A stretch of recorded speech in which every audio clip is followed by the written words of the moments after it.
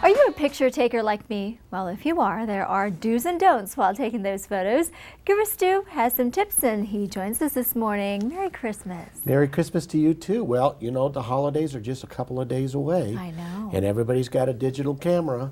And I've been taking pictures all week long. What we want to do is kind of give people a few pointers, a few tips on what they need to do in order to make the real high quality photos so they have something that they can print, be proud of the holidays. I know. There's nothing worse than a blurry picture, right? Well, it's not just blurry. It's a matter of other things like lighting and that sort of thing. Oh, okay. So let's get into it. Let's talk a little bit about some of the things that we can do. Okay.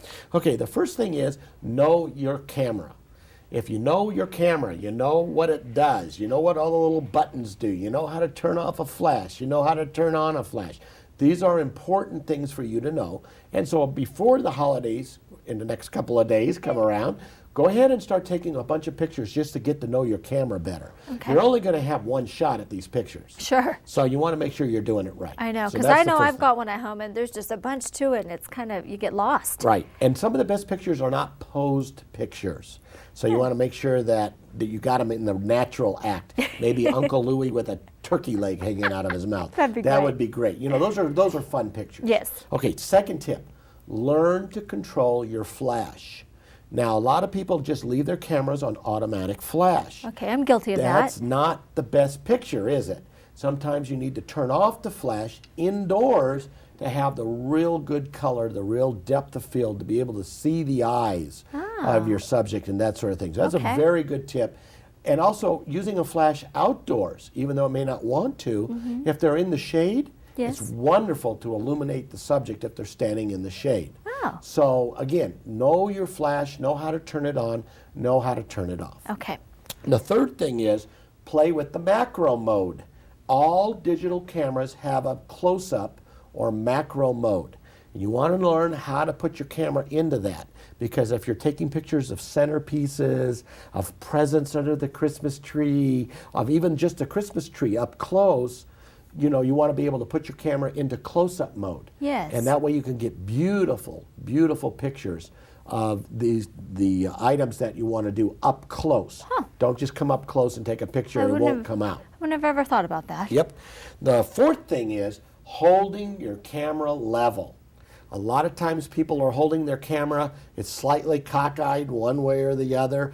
Most cameras have an LCD panel, and if you use the lines at the top and the bottom of the actual body of the camera, hold it away far enough where you know your level and then shoot the picture, okay? A lot of pictures come out kind of semi-level and that sort of thing. You know, There's always that one person that you don't want yes, holding and that if you're camera. outside taking a Christmas sunset picture, use your horizon as your yes. level line and do that. Great The tips. next tip that you want to do, use a tripod. Especially if you're sitting and you're taking a group picture or that sort of thing. Don't think that you can hold the camera level enough. Or while set you're- it on or the table. Set it on the table or you're not going to get that. Use a tripod. Tripods are very inexpensive. You can get them as little as $6, $7, $8. And they're pretty lightweight too. Very lightweight. Bring it out of the closet, set it up, put your camera on it, and get those pictures of Grandma and Grandpa with the grandkids. Good and then idea. get those pictures. Because there's always that one person that's not in the pictures, which is always like me. Because I'm the Exactly. one And taking then the you want to be able to set the timer to run in front of the picture so Yeah. you can be in it as well. Very good. Okay. There's another one. Make sure you have enough memory in your camera to take pictures. If you're using a 2 megapixel camera, you want to have about a 64 megabyte. If you're using one of the new 5 megapixel or above cameras, your minimum should be at least a 1 gig memory card, preferably a 2 gig memory card. So you don't have to worry about running out of space while you're taking pictures. And that's one of the most frustrating things, especially during the holidays, especially if you're trying to do a theme of pictures, Yeah. is running out of memory in your digital camera. It's so a bummer. make sure memory for your camera is so inexpensive. It's a dumb thing if you don't have enough memory in your camera. Okay, so you've got cameras at your store?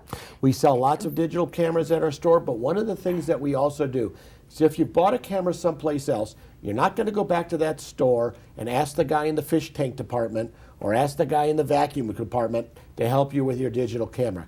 Anybody can come by Sandia Computers and pick my brain, and I will help them with their digital camera needs so that they know how to work their camera properly. Very good. Okay, Sandia Computers, located at 3625 Wyoming Northeast. Their phone number is 332-7777. And Guru Stu is open tomorrow, Christmas Eve. Christmas Eve, we're open till 1 o'clock tomorrow, and All we'll right. be reopened on Monday. Fantastic. Well, Merry Christmas to you, and thank you for stopping by. Merry Christmas to you, too.